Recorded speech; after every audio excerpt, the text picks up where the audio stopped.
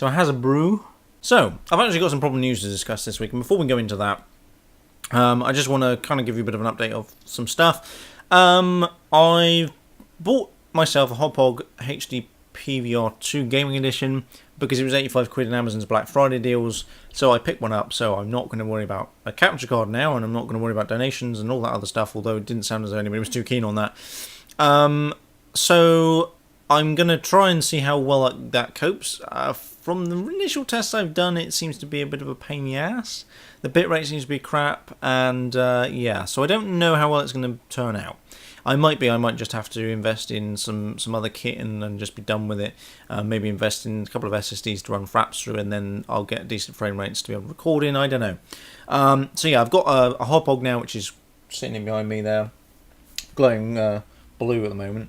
So yeah, I've got that kind of currently running. So that's kind of that one bit of update news, really. And I've got a news segment coming on Friday / the weekend, so I'm not going to discuss that now. I'll just kind of release it and see how it goes, and if it's a load of crap, then I shall abandon all hope of doing that, and then think of something else completely different. So, if you haven't heard the news, Amazon have released their own drone.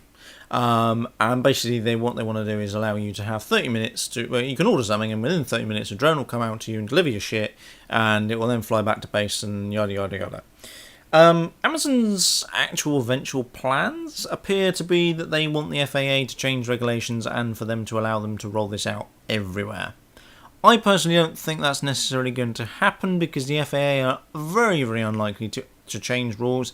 I don't think we're going to see drones, like fleets of drones in the air delivering shit to people. I just don't see it as a possibility. There's the fact that they could fall out the sky and hit a car and, you know, do all kind of stuff. And I know, obviously, commercial airliners and things like that don't just drop out of the sky. Helicopters don't generally drop out of the sky unless you're in Glasgow, of course. Very insensitive joke there. But yeah, so I don't know whether or not they're going to be safe enough that they're not just going to drop out the sky wantonly. Obviously, there's the issue that you got battery life and things like that, and things will happen. Obviously, faults happen all the time. I think it's probably more likely that, well, faults are going to happen more often on drones than they are on commercial airliners, simply for the fact they're not going to be checked as regularly, and there's going to be a lot more of them. And also the fact that because they're small, they're quite prone to, you know, side crosswinds and things like that. So I don't know. It'll be interesting to see how Amazon decide, or if Amazon get anywhere with it, if the FAA change their rules and regulations, and whether or not they're allowed to do it. I think this is more of a PR marketing stunt than them actually wanting to roll this out. I mean, they're saying they want to roll it out, but I doubt very much that's necessarily going to be the case. I think it's more of a PR stunt than anything else. UPS followed this up with, like, a day later, has basically said, yeah, we're doing exactly the same thing. UPS are like the dogs tested with R&D in delivery companies. They spend the most on R&D on any delivery company ever, and they have some really cool stuff that comes out of their R&D department. Just do some research on some of the R&D they've come out of. They do a lot on, like, sustainability and things like that, because I mean, most of their trucks now are running biodiesel, that kind of stuff. That came out of R&D. They've got their own planes now that, not their own planes, obviously they use commercial airliners, but they do their own stuff on it to make sure it's more fuel efficient, all this other stuff. And, you know, the way they do logistics is really good. And, yeah, I mean, UPS, I don't particularly like UPS because I don't find their service very good. But they are quite, good guy, UPS, for doing a lot of R&D and, you know, moving the industry forwards, I guess. So yeah, they followed it up with that, and they kind of want to do exactly the same as Amazon. I don't think it's necessarily going to happen. I don't envisage us seeing drones flying about the place, delivering shit. I just don't think it's going to happen at all. So, moving on then to PC sales and Steam users. So, Steam users, Steam recently surpassed its previous landmark of 6 million users, 6 million concurrent users to 7 million concurrent users online at any one time, which is ridiculous. And also, it's now moved to 65 million active users, which is bloody good. That surpasses Xbox Live's active users, which are 48 million. But it's still nowhere near PlayStation Network in terms of their 110 million.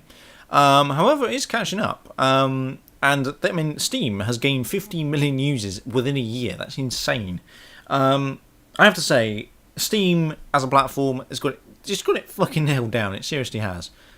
As a distribution platform, it's just ridiculous. I think Steam succeeds because it's got the distribution nailed down. It's got just so many good things.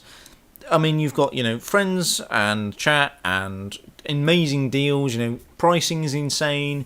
You've got Good Guy Gabe, all hell Lord Gabe. He is just, because he's running it, it just makes things good. I think if someone else was running it, I don't think it would be so good. But because Gabe's all about the community and he's quite a good guy, really, it's quite good. It's quite a good company, and because other companies would get too big and then would start, abusing their users. But because Gabe's kind of not necessarily in charge, but because he has quite a major decision to make and he's quite a good bloke, he's kind of steering the company in a way that is good for the community and good. Just good in for gaming in general, and it obviously they're going towards the Steam box, and so I think I know a lot of the people I know IRL and also on Twitter that are just console gamers have moved to PC, or at least are playing some games on Steam because they've got devices that can run a lot of good games now. They've got Core i5 machines with dedicated graphics in. The MacBook Pro, for instance, has got some decent graphics in it, and you can run shit through that. I mean, a lot of people are playing Football Manager, that kind of stuff, which you can only really play on a PC. I'd say you can only really play it on a PC. I think it's released on console, but because Football Manager is a PC game, it's not really for sitting down on a console to play, really. And so I think Steam as a platform is it is good.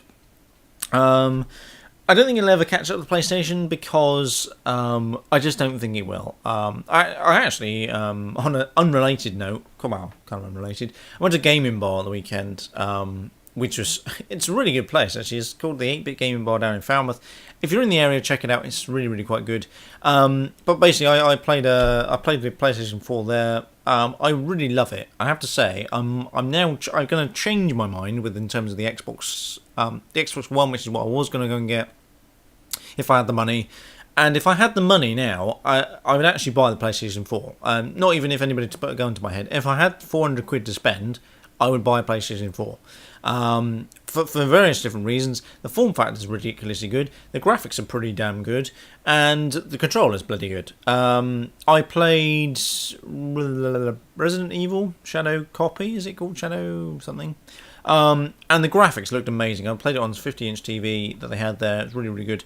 The only thing I didn't like was the anti-aliasing. I was told off by somebody yesterday on Skype for say anti-analyzing. It's not anti-analyzing. It's anti-aliasing, apparently. Which is that was like a TIL moment. I didn't realise that's how you pronounce it. That's really bad because I've obviously didn't ever notice that's how you're supposed to pronounce it. But yes, the anti-aliasing, aliasing. Anyway, that stops the jagged edges was kind of a little bit shit within Resident Evil. The rain looked really good, the faces look really good, and it does look fucking insane. It's an insane game, although to be fair, I played about half an hour of it, and all that half an hour is pretty much just one big cutscene. So, I don't know whether or not it's necessarily a good game to play, because it seems to just be one big cutscene, a bit like Max Payne 3, but, the graphics are damn good. So, so there's that. Anyway, so that's that kind of thing there.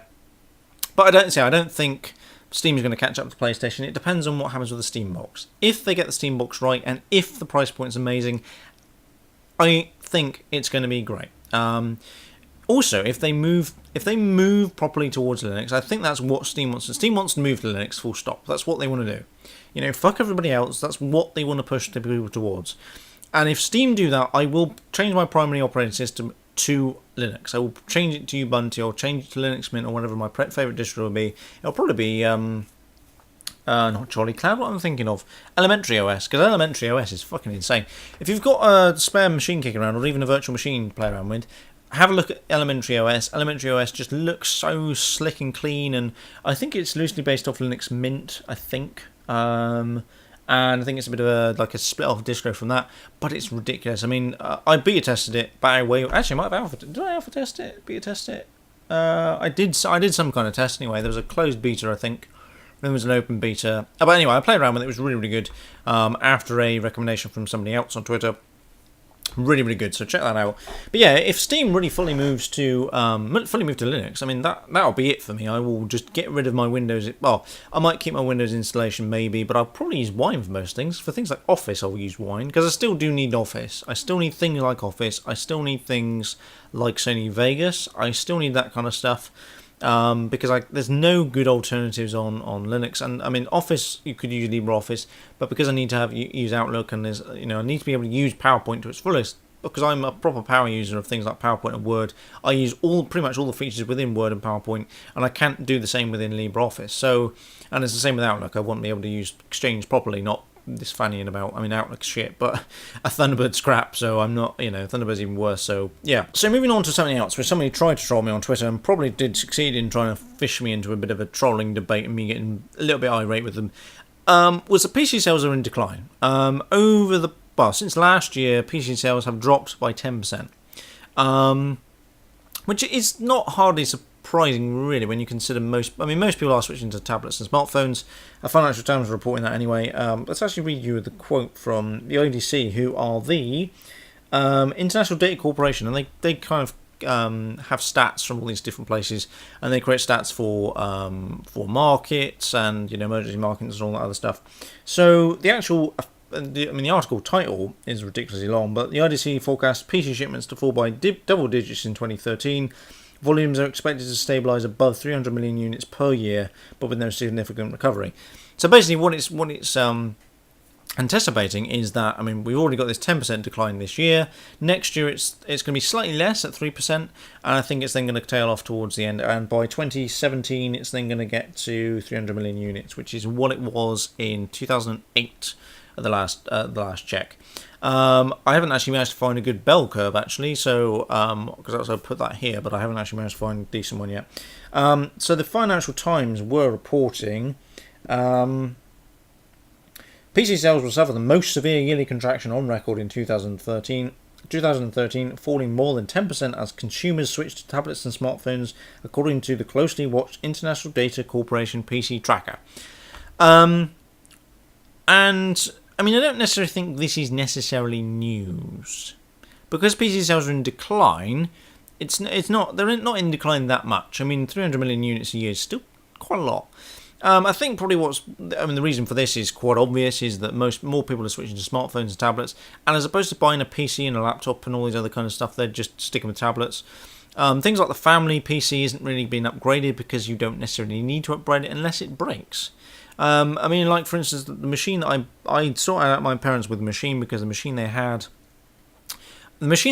broke. They bought a new one, it broke. I then gave them the machine that they had previously, which I then upgraded. So I then gave them that, and then that was kind of a little bit slow. So then I gave them a refurb unit from it was like an ex-corporate machine. That just does them fine. I put Windows 7 on it, and LibreOffice / OpenOffice, I think, and they're working with that, and it works great. It works fine. I've never had a problem with it. In terms of support, I don't really have to support it because I've not given anybody admin rights apart from my mum. So, in terms of the family appliance or the family PC as an appliance, I think a lot of people are just keeping with what shit they've got, and they're not necessarily buying new kit because you don't need to. The likes of uni students and college students, a lot of them aren't really coming to college with laptops. Either they've already had one before they came to uni, or they're not going to bother with one. They're just, mummy and daddy are buying them a laptop, a tablet, and things like that, because it's easier to use within a lecture setting. Not personally for me, I don't like them, but a lot of people do like tablets as for learning tools and everything else. And also you've got the fact that universities have got open access areas, they've got PCs for you to use. So a lot of people are just not bothering with the investment of a laptop. They're saving a lot of money and just buying a tablet, because you pick up tablets for 2p. Like the Nexus 7, even the new ones, like it's less than 200 quid. The iPad Mini's 300 and something quid, I think. The iPad Air's 300 and something, and the iPad Mini is like either 300 dead on the money or like slightly less than like 250 quid or something.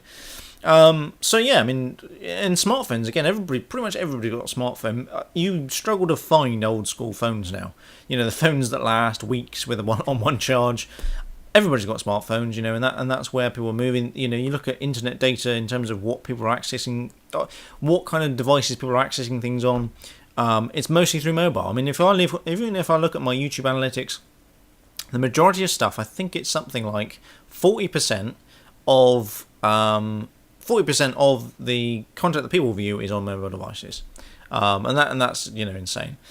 Do I think it's necessarily going to decrease in terms of, you know, obviously PC gaming's on the up at the moment. It's overtaken Xbox Live. I'm just going to use the Steam statistics just as a whole. You know, even if you looked at other statistics that didn't include Steam, that still means that there's a lot of, you know, there's still a lot more people playing PC gaming and playing PCs than there is on Xbox. And considering Xbox was the industry leader with the 360 until PlayStation overtook them reasonably recently, that's a big thing.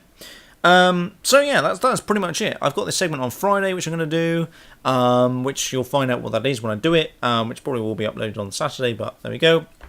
So apart from that, I shall catch you in a later video.